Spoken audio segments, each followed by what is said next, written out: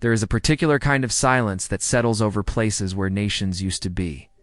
Yugoslavia is one of those places, not the silence of emptiness, but something more complicated, the silence of names that no longer appear on maps, of borders that were drawn and then erased, of anthems that once rang across mountains and rivers and now exist only in recordings that fewer and fewer people remember to play.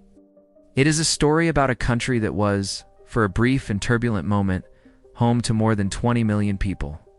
A country built on a dream, held together by a single extraordinary will, and ultimately undone by the very differences it tried to transcend.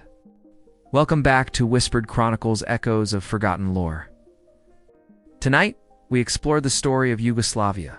To understand Yugoslavia, you have to go back before it existed. You have to go back to the early decades of the 19th century, when the map of southeastern Europe looked nothing like the map we know today, and when the peoples who would one day share a single flag lived fragmented across two enormous empires, the Ottoman Empire to the south and east, and the Habsburg Austro-Hungarian Empire to the north and west.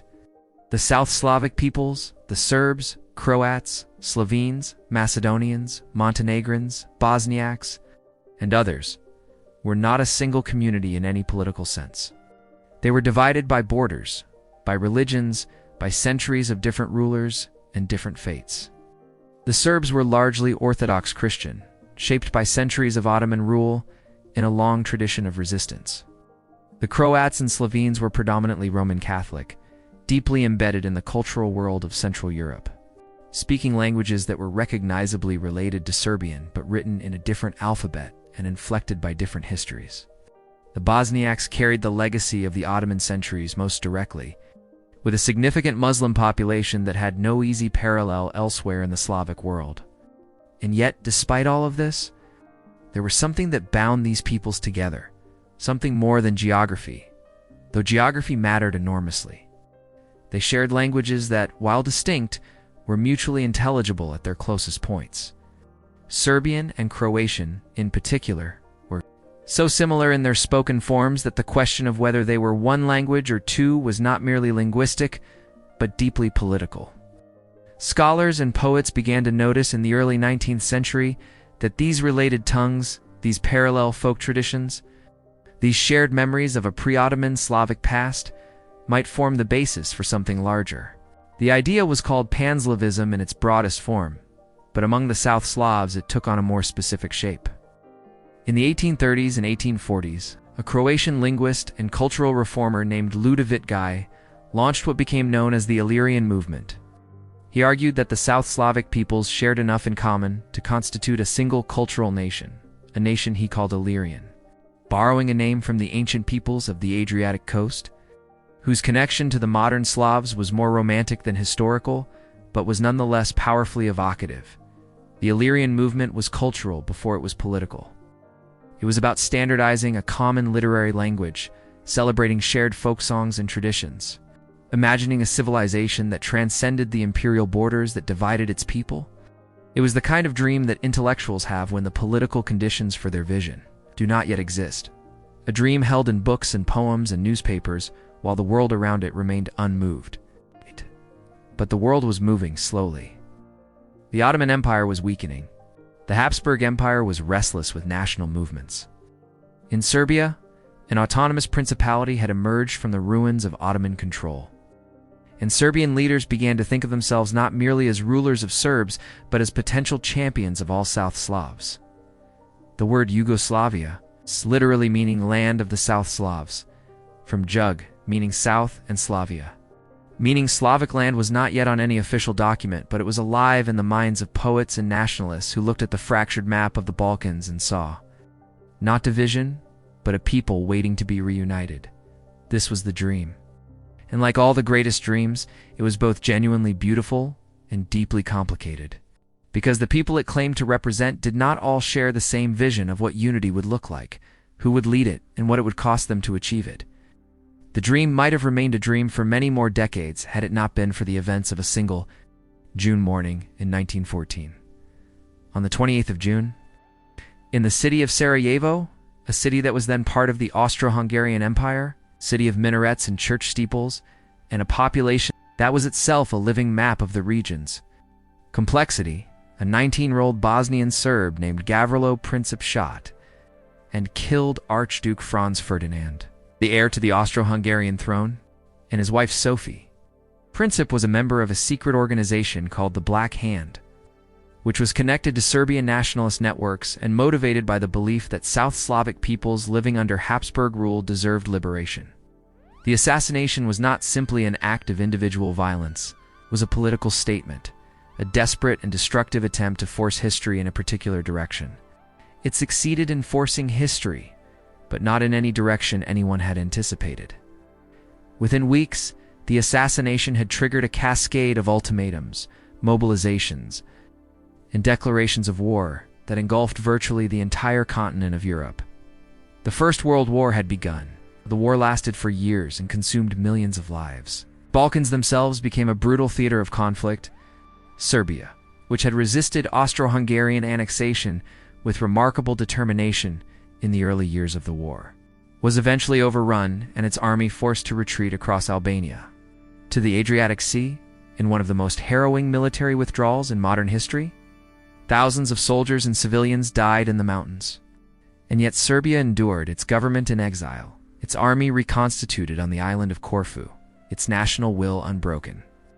By 1918, the war was ending, and the old order was collapsing with extraordinary speed. The Ottoman Empire, which had entered the war on the side of the Central Powers, was dissolving. The Austro-Hungarian Empire, which had been the spark for the whole catastrophe, was fragmenting along its many ethnic and national lines. The great empires that had divided the South Slavic peoples for centuries were gone or going. And in that sudden, vertiginous space, the dream of Yugoslavia became a political possibility. Committees of South Slavic politicians had been meeting throughout the war, negotiating, arguing, envisioning. On the 1st of December, 1918, in Belgrade, the Kingdom of Serbs, Croats, and Slovenes was formally proclaimed. The new state brought together Serbia, Montenegro, Slovenia, Croatia, Bosnia, and Herzegovina, and other territories under a single government for the first time. It was a moment of extraordinary historical significance. It was, from its very first days, a deeply contested experiment. The tensions were not difficult to predict, because they had been visible in the debates that preceded the kingdom's founding. The Serbs, who had fought on the winning side of the war, and who saw their existing state as the natural core of the new kingdom, tended to envision a centralized state with Belgrade at its heart. The Croats, who had a strong tradition of regional autonomy within the Habsburg framework, and who were wary of Serbian dominance, pushed for a more federal arrangement in which each national group would have meaningful self-governance. The Slovenes, the most economically developed of the South Slavic peoples, had their own priorities. These were not trivial disagreements. They were arguments about power, identity, and the fundamental nature of the state itself, and they would not be resolved easily or quickly. The kingdom was renamed the Kingdom of Yugoslavia in 1929, by which point its internal politics had grown so fractious that King Alexander had dissolved parliament and established a royal dictatorship, arguing that only strong central authority could hold the country together.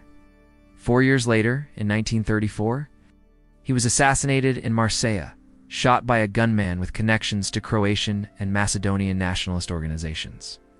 The country that had been dreamed into existence was discovering just how difficult it was to sustain a dream in the face of reality. The Second World War came to Yugoslavia with particular savagery. In April 1941, German, Italian, Hungarian, and Bulgarian forces invaded. The country was dismembered. A puppet state, the independent state of Croatia, was established under the fascist Ustaša regime and proceeded to commit mass atrocities against Serbs, Jews, and Roma. Serbian royalist resistance fighters, known as Chetniks, fought the occupiers but also at times collaborated with them and carried out their own ethnic violence. The violence was not only between the occupiers and the occupied. It was also deeply internal, a civil war within a war, a settling of scores that had been accumulating for decades. Into this catastrophe came a man who would define Yugoslavia more completely than any other individual in its history. Josip Broz, known by his wartime nom de guerre Tito, was a Croatian-born communist of mixed Croat and Slovene heritage, who had spent years in the Soviet Union and in the underground networks of the Communist Party. He had the discipline of a professional revolutionary, the personal charisma of a natural leader, and crucially, a strategic vision that extended beyond the immediate demands of the war. Tito's communist partisans became the most effective resistance force in occupied Yugoslavia. They fought the Germans, they fought the Italians, they fought the Chetniks, and they built, simultaneously, the organizational skeleton of a future state.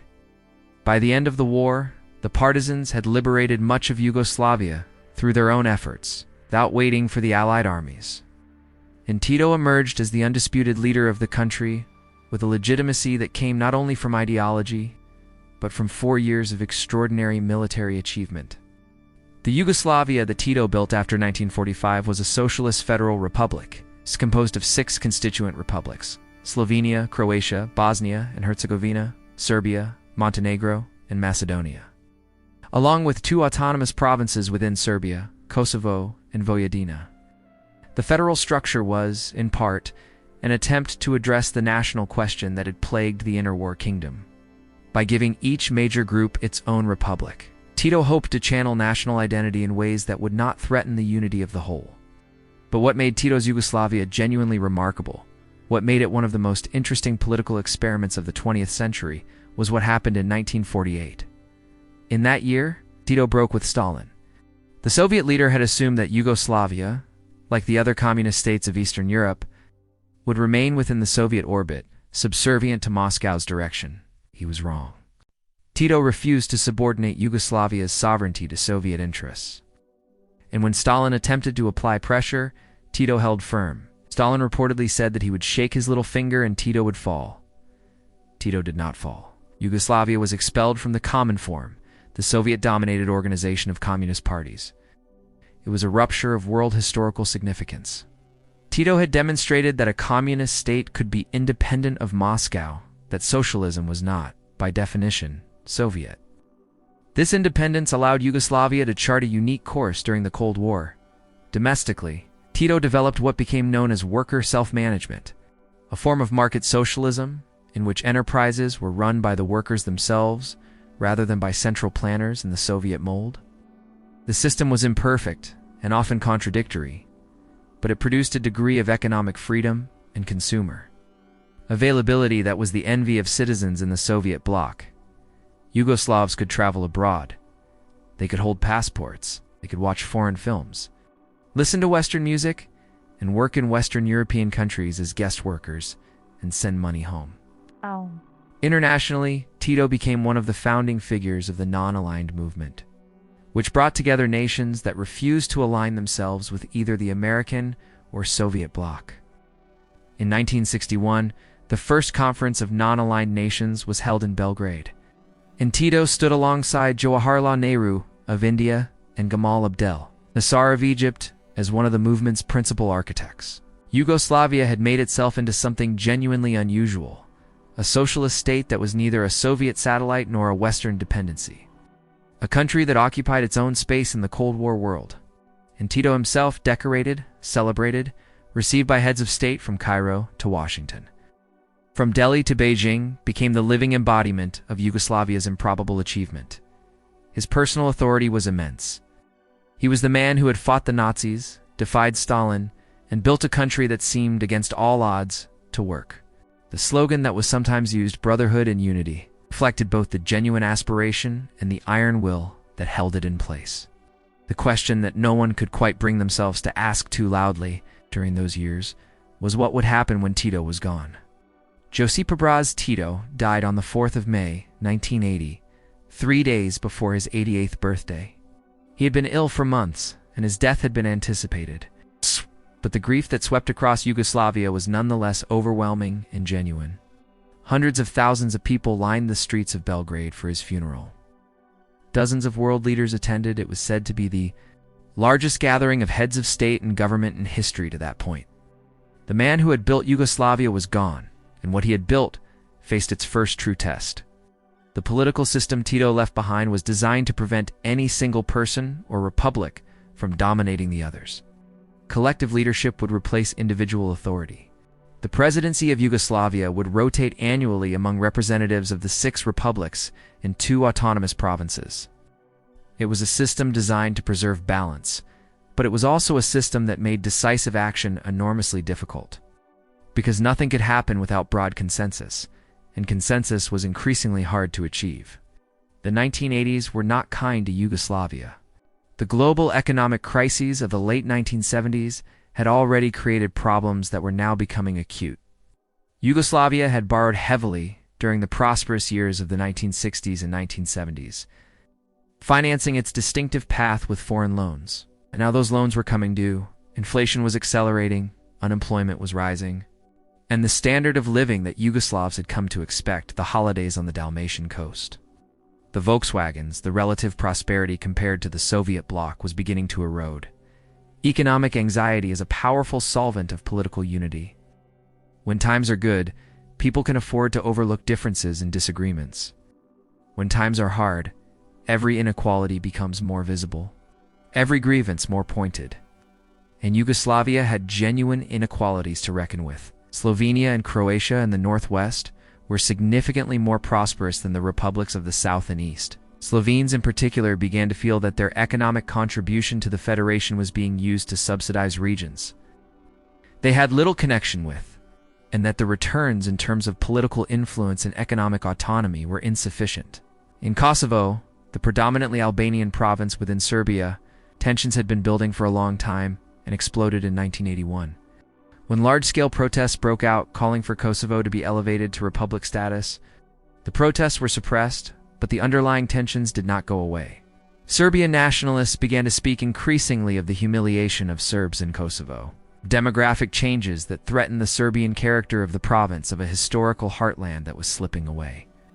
These were the themes that a politician named Slobodan Milosevic would soon learn to play with devastating effectiveness. By the mid-1980s, a document circulated within the Serbian Academy of Sciences and Arts. It became known as the Sunu Memorandum, that articulated Serbian nationalist grievances in stark and alarming terms. It argued that Serbs were being systematically disadvantaged within the Yugoslav Federation, that the constitutional arrangements Tito had designed were actually a form of anti-Serbian discrimination.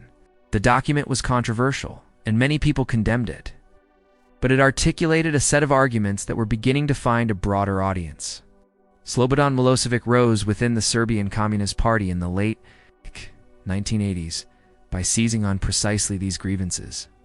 In 1987, he visited Kosovo and told a crowd of angry Serbs who were being pushed back by police, "No one should dare beat you." It was a small moment, but it was transmitted on television across Serbia, and it transformed his career. He had found his issue in his method, the amplification of Serbian national feeling as a vehicle for political power.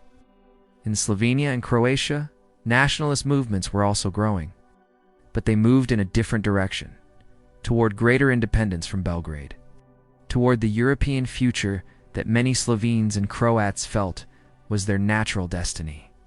The late 1980s saw the emergence of multi-party politics in Slovenia, of independent media, of civil society organizations that operated outside the framework of the communist system. Yugoslavia was loosening at its seams, and different parts of it were pulling in different directions. On the 25th of June, 1991, both Slovenia and Croatia formally declared independence from Yugoslavia.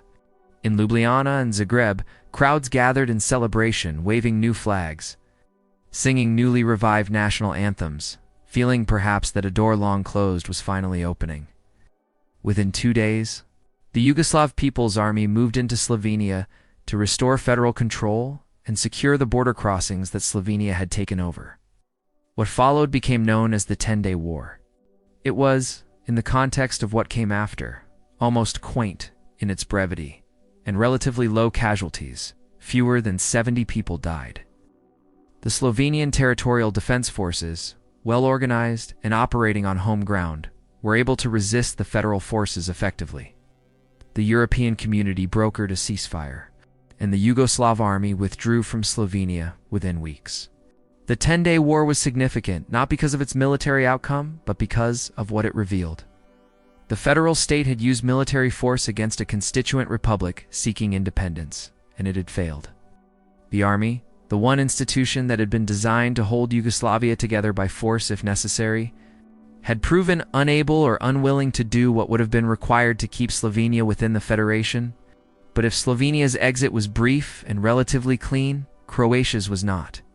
Croatia had a substantial Serbian minority, concentrated in regions like Krina, where Serbian communities had deep historical roots and where Milosevic Serbia was actively encouraging resistance to Croatian independence. Even before the formal declaration of independence, Croatian Serbs had declared their own autonomous regions and armed themselves with weapons supplied by the Yugoslav army. The Croatian War of Independence began in the summer of 1991 and lasted until 1995. Cities were shelled. Vukovar, a beautiful city on the Danube, was besieged for 87 days and reduced to rubble. Dubrovnik, the jewel of the Adriatic, was bombarded by Yugoslav army and Montenegrin forces. Despite having no military significance, the images of smoke rising above its ancient walls shocked the world. Hundreds of thousands of people were displaced. Atrocities were committed on multiple sides, though not in equal measure. And then Bosnia. Bosnia was, of all the Yugoslav republics, the one most deeply defined by the coexistence of its three major communities: Bosniaks, Serbs, and Croats. In 1992, following a referendum on independence that Bosnian Serbs largely boycotted, Bosnia and Herzegovina declared independence. Radovan Karadzic, the leader of the Bosnian Serbs, and his military commander Ratko Mladic launched a campaign of territorial conquest and ethnic cleansing that pursued a single objective: to carve out Serb-controlled territory from which non-Serbs had been removed by force, terror, rape, and murder. The Bosnian War lasted 3.5 years. Sarajevo, the city where the First World War had begun with a single gunshot, was placed under siege for nearly 4 years, the longest siege of a capital city in the history of modern warfare. Nearly 14,000 people died in Sarajevo during the siege, among them more than 5,000 civilians. The market massacres, the sniper fire that targeted children, the systematic destruction of the city's mosques and libraries, and concert halls, these were not accidents of war, but instruments of a policy designed to extinguish a particular kind of life from the map. In July 1995, Bosnian Serb forces captured the town of Srebrenica, which the United Nations had designated a safe area. In the days that followed, more than 8,000 Bosniak Muslim men and boys were systematically murdered and buried in mass graves. It was the worst act of genocide in Europe since the Second World War. The international community, which had watched the Bosnian War with a combination of horror and paralysis for 3 years, was finally moved to decisive action. NATO launched airstrikes against Bosnian Serb military positions, and in November 1995, the Dayton Peace Agreement ended the war. Bosnia survived as a single state, but partitioned into two entities: the Federation of Bosnia and Herzegovina and the Republika Srpska, an arrangement so complex and so paradoxical that it has made normal governance almost impossible in the decades since. The map of Yugoslavia, drawn and redrawn through the 1990s in blood and displacement, had fractured beyond recognition. From the ruins of a single federation, 6 internationally recognized states eventually emerged, and then, years later, a 7th that remains contested. Slovenia was the first to leave, and the one that left most cleanly. It joined the European Union and NATO in 2004, became part of the Schengen area, adopted the euro, and today ranks among the most prosperous and stable countries in Central Europe. Its secession was brief, its transition successful, its wounds relatively shallow compared to what came later.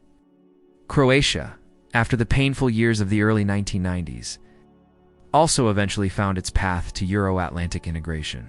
It joined NATO in 2009 and the European Union in 2013, becoming the first former Yugoslav republic to join the EU after Slovenia.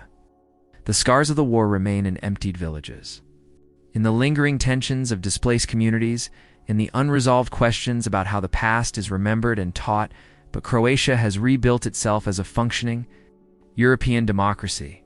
Bosnia and Herzegovina remains more than 3 decades after the war, the most unresolved of Yugoslavia's successors.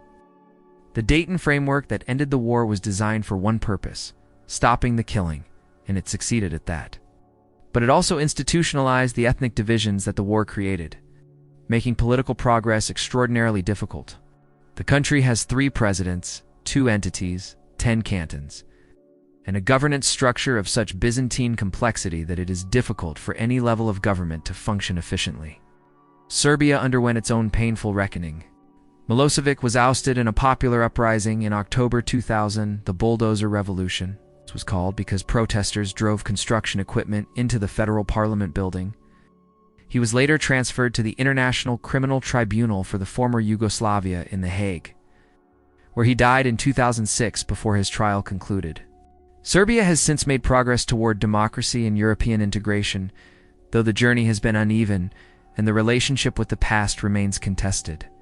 Montenegro, which was the last to remain formally united with Serbia, voted for independence in 2006 following a referendum that passed by the narrowest of margins. It joined NATO in 2017 and has been an EU candidate country for years, though its political environment remains turbulent. North Macedonia, the southernmost of the former Yugoslav republics, achieved independence without significant violence in 1991, but then spent nearly 3 decades unable to join international organizations because of a dispute with Greece over its name. The dispute was resolved only in 2018 with the Prespa Agreement. It subsequently joined NATO in 2020, and then there is Kosovo, the province, with its predominantly Albanian population, was stripped of its autonomy by Milosevic in 1989. In the late 1990s, armed conflict erupted as the Kosovo Liberation Army fought Serbian security forces. In 1999, after evidence of widespread atrocities by Serbian forces against the Albanian civilian population, NATO launched a 78-day air campaign against Serbia. Milosevic withdrew his forces and the province was placed under United Nations administration. In February 2008, Kosovo declared independence. More than 100 countries, including the United States and most European Union members, have recognized it. Serbia has not. Russia and China have not. The question of Kosovo's status remains one of the most contested issues in international law and European politics. The dream of Yugoslavia, that single name meant to contain multitudes, had produced in the end 7 territories where there had been 1. With borders still disputed, identities still raw, history still argued over, standing at the end of Yugoslavia's story, it is tempting to ask the obvious question: was it a failure? Was it from the beginning? An impossible project, a collection of irreconcilable differences pressed together by force and held in place by one man's extraordinary personality. Fated to collapse the moment the pressure was released? There is evidence for this view. The national tensions that destroyed Yugoslavia in the 1990s were not invented by demagogues. However much demagogues exploited them. They had deep roots in different religions, different historical experiences, different relationships to the various empires that had shaped each community over centuries. The Croatian memory of Habsburg civilization and the Serbian memory of Ottoman resistance were not simply ethnic prejudices. They were expressions of genuinely different historical paths that had created genuinely different cultures. The Federation tried to hold all of this under a single roof, and perhaps the roof was always going to fall. But this answer, satisfying as it might be in its simplicity, misses something important. Because Yugoslavia, while it lasted, was real.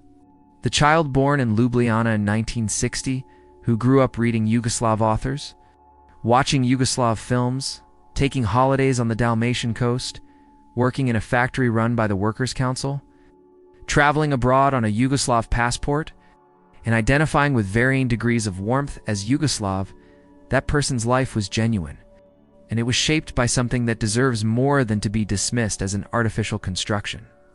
All nations are, in some sense, constructed. The idea that France or Germany or the United States represents some natural, organic community that simply discovered itself in historical time is a myth, a useful myth, perhaps, but a myth nonetheless. Every nation is made, assembled from diverse materials by acts of political will, cultural imagination, and often violence.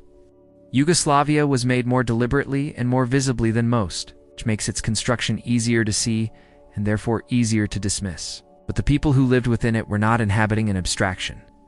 What Yugoslavia represented at its best was a genuine attempt to find a political form adequate to the real complexity of a region that had never fit neatly into the categories of European nationalism. The Balkans had always been a place of overlapping populations, mixed communities, shared spaces, and tangled histories. The nationalist logic that one people, one territory, one state could somehow resolve this complexity was always going to be more destructive than the complexity itself. Yugoslavia, for all its flaws and contradictions, was at least trying to live with the complexity rather than eliminate it. The tragedy is that it eliminated itself, not through any single inevitable force, but through a combination of economic failure, political miscalculation, opportunistic leadership, and the activation of fears and grievances that had been suppressed rather than resolved. The brotherhood and unity that Tito proclaimed was real enough as an aspiration and as a daily reality for millions of people. But it had been achieved in part by forbidding the honest reckoning with the past that any genuine reconciliation requires. The wounds of the Second World War, the Ustasha atrocities, the Chetnik reprisals, the partisan executions, had been papered over with ideology rather than healed through truth. When the paper was stripped away in the late 1980s, the wounds were still there. This is the deepest lesson of Yugoslavia, perhaps, and it is a lesson that extends far beyond its particular geography and history. Political unions do not survive on sentiment alone. They require institutions that are genuinely trusted, economies that distribute their benefits without generating resentment, and political cultures that allow differences to be negotiated rather than suppressed. Yugoslavia had some of these things for some of its history. It never had all of them at once. Nations appear and nations disappear. This is one of history's most consistent lessons, and yet each disappearance manages to surprise us because we become accustomed to the maps we inherit, and we assume, without quite realizing it, that the countries on those maps are permanent features of the world, rather than temporary arrangements between people who chose, at a particular moment, to organize themselves in a particular way. Yugoslavia was one such arrangement. It lasted 73 years from the proclamation of the Kingdom of Serbs, Croats, and Slovenes in 1918 to the formal dissolution of the Socialist Federal Republic in 1992. 3 generations of people were born within it, lived their lives within it, and defined themselves in relation to it. There are people alive today who remember Yugoslavia with grief, not the grief of nationalism, not a longing to restore any particular political arrangement, but something more intimate, the grief of a world that existed and then stopped existing. The shops and the films and the vacations and the jokes and the sense, however imperfect, of belonging to something larger than any single ethnic or national identity. Yugo-nostalgia it is called. And while it is easy to dismiss as sentimentality, it points to something real, that ordinary life was lived within that country.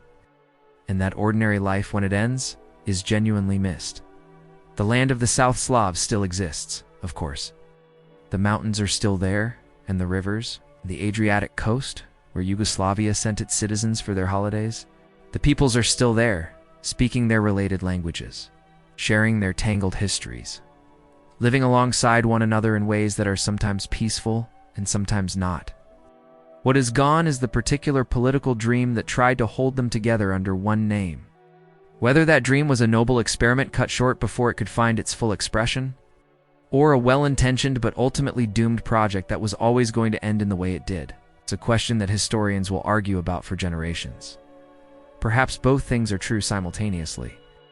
Perhaps the most honest thing we can say is that Yugoslavia was a serious attempt by serious people to solve a genuinely difficult problem, and that it succeeded for longer than anyone had a right to expect, and that when it failed catastrophically, at great cost to the people who had built their lives within it. That is the story of Yugoslavia, a dream that found its moment, a country that held itself together by will, and a map that, in the end, could not contain everything it had promised to hold. The map of Yugoslavia may be gone, but the story it tells is not. It is a reminder that nations, like the people who build them, are never as permanent as they appear.